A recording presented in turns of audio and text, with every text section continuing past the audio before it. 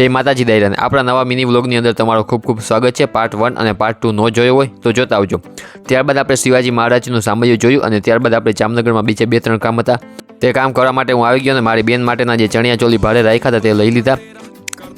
જામનગરની આ કઈ જગ્યા છે તમને ખબર હોય તો કમેન્ટ કરી દેજો।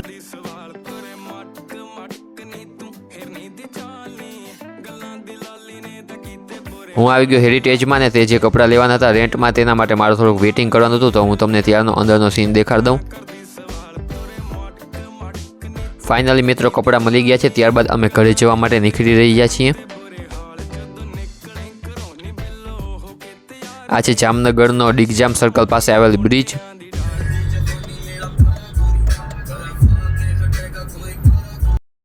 આ છે રિલાયન્સનો મેઇન ગેટ। તેની સાથે આજનો આપણો મિની વ્લોગ પૂરો।